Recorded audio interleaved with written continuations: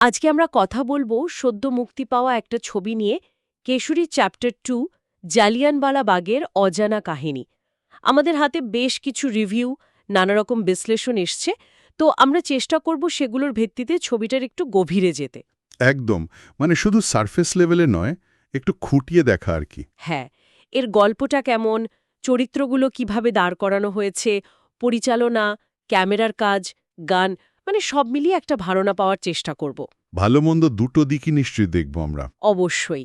আর আলোচনাটা শুরু করা যাক সেই ১৯১৯ সালের ভয়ঙ্কর ঘটনাটা দিয়ে, জালিয়ানওয়ালা বাগের হত্যাকাণ্ড, যেটা এই ছবির মূল প্রেক্ষাপট। ছবির গল্পটা যতদূর জানা যাচ্ছে ঠিক ওই হত্যাকাণ্ডের পর থেকেই শুরু হচ্ছে। হ্যাঁ, মানে ঘটনার অভিঘাতটা দিয়েই শুরু। সি শঙ্করা নায়ার, অক্ষয় কুমার যে চরিত্রে অভিনয় করেছেন, তিনি তো তখন ভাইসরয়ের এক্সিকিউটিভ কাউন্সিলের সদস্য ছিলেন, বেশ উঁচু পদ। ব্রিটিশ ভারতীয় প্রশাসনে। কিন্তু ওই নৃশংসতা দেখার পর তার একটা বিরাট পরিবর্তন আসে। আর তিনি ঠিক করেন যে ব্রিটিশ সরকারের বিরুদ্ধেই মামলা করবেন, তাও আবার ব্রিটিশ আদালতেই। এটা কিন্তু একটা বিরাট পদক্ষেপ ছিল সেই সময় দাঁড়িয়ে। সাংঘাতিক সাহসী পদক্ষেপ। আর এখানেই মূল সংঘাতটা দানা বাঁধে। কারণ তিনি লড়ছেন এমন একটা সিস্টেমের বিরুদ্ধে যার অংশ তিনি নিজেই ছিলেন একসময়। তার সঙ্গে কারা ছিলেন এই লড়াইয়ে? তার দলে আমরা দেখতে পাই একজন তরুণী আইনজীবীকে, দিলরিত গিল, অনন্যা পাণ্ডে অভিনয় করেছেন, আরেকজন বিপ্লবী, পরগত সিং, যার পরিবার ওই ঘটনায় শেষ হয়ে গেছিল। অন্যদিকে প্রতিপক্ষ প্রতিপক্ষ হিসেবে ছিলেন নেভেল ম্যাকিমিলি, ব্রিটিশ আইনজীবী, আর মাধামান এই চরিত্রে। খুব বুদ্ধিমান আইনজীবী দেখানো হয়েছে তাকে। তবে ইন্টারেস্টিংলি, কিছু রিভিউজ বলছে যে চরিত্রটা অন্যায়টা বুঝেও সিস্টেমের পক্ষে লড়তে বাধ্য হচ্ছে। একটা ভেতরের টানা পড়ে আছে। আচ্ছা, কিন্তু শেষ পর্যন্ত মামলার রায়ে তো ব্রিটিশদের পক্ষেই যায়, তাই না? মানে ঐতিহাসিক ঘটনা অনুযায়ী। হ্যাঁ, ছবিতেও সেটাই দেখানো হয়েছে। ১১-১ বিচারকের মতামতে রায় বিপক্ষে যায়। কিন্তু এখানেই ছবিটার আসল পয়েন্টটা। কি সেটা?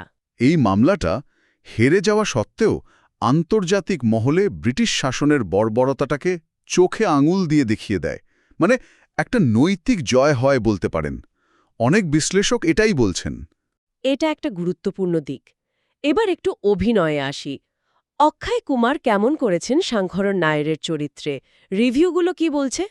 দেখুন, বেশিরভাগ রিভিউতেই অক্ষয় কুমারের অভিনয়ের খুব প্রশংসা করা হয়েছে। বলা হচ্ছে খুব সংযত অভিনয়, কিন্তু চরিত্রের ভেতরের যে যন্ত্রণা, যে দৃঢ়তা, সেটা নাকি দারুণভাবে ফুটিয়ে তুলেছেন। অনেকে তো এটাকে তার অন্যতম সেরা কাজ বলছেন। আর অনন্যা পাণ্ডে, দিলরিত গিলের চরিত্রটা তো বেশ চ্যালেঞ্জিং হওয়ার কথা, বিশেষ করে কোর্টরুম ড্রামাতে। হ্যাঁ, চ্যালেঞ্জিং তো বটেই, তবে তার কাজও প্রশংসিত হয়েছে। বিশেষ করে কোর্টরুমের যে সওয়াল জবাবের দৃশ্যগুলো, সেখানকার আবেগটা নাকি তিনি ভালোই ধরেছেন। আর আর মাধবন, প্রতিপক্ষের আইনজীবী হিসেবে। মাধবন তো বরাবরই শক্তিশালী অভিনেতা। এখানেও তিনি চরিত্রটা একটা অন্য মাত্রা যোগ করেছেন। ওই যে বললাম, একটা গভীরতা এনেছেন।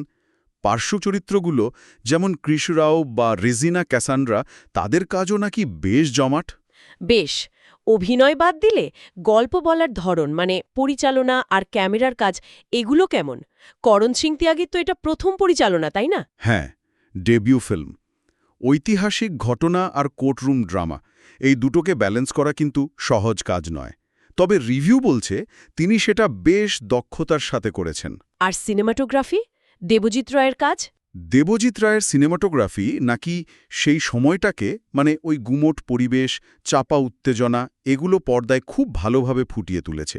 বিশেষ করে কোর্টরুমের ভেতরের আলো আধারির ব্যবহার নাকি খুব সিগনিফিক্যান্ট। গানের কথা বলতেই হয়। তেরি মিট্টির একটা নতুন ভার্সন আছে শুনেছি। হ্যাঁ, সেটা তো আছেই। এছাড়াও ও সেরা, খিতে গেয়া তু সাইয়া, এই গানগুলো ছবির আবেগঘন মুহূর্তগুলোকে আরও জোরালো করেছে বলে শোনা যাচ্ছে। বীর পজিটিভ দিক কোনগুলো দাঁড়াচ্ছে, সূত্রগুলো কি বলছে?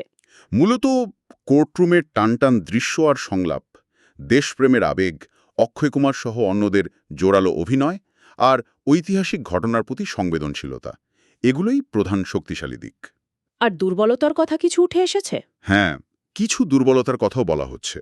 যেমন কিছু রিভিউয়ারের মনে হয়েছে কয়েকটা দৃশ্য একটু বেশি নাটকীয়, মানে মেলোড্রামাটিক।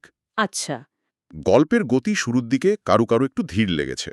আর কিছু পার্শ্ব চরিত্রের ব্যাকস্টোরি বা পেছনের গল্পটা আরেকটু বিস্তারিত হলে হয়তো ভালো হতো।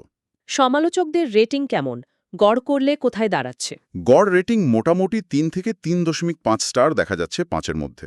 অক্ষয় কুমারের অভিনয়ের প্রশংসা প্রায় সবাই করেছেন। নাটকীয়তা নিয়ে কেউ কেউ প্রশ্ন তুললেও মোটের ওপর ছবিটা যে দর্শকদের আবেগ ছুঁতে পেরেছে সেটা মনে হচ্ছে। দর্শকদের প্রতিক্রিয়া কেমন? সোশ্যাল মিডিয়াতে কি আলোচনা হচ্ছে? দর্শকদের প্রতিক্রিয়া বেশ ভালো। অনেকেই বলছেন গায়ে কাঁটা দেওয়ার মতো ছবি। কেউ কেউ তো অক্ষয় কুমারের জন্য জাতীয় পুরস্কারের দাবিও তুলেছেন। বাহ! যারা ছবিটা দেখতে আগ্রহী তাদের জন্য একটু তথ্য দিয়ে রাখি। ১৩ জুন ২০২৫ থেকে জিও সিনেমা আর হটস্টারে স্ট্রিমিং হচ্ছে।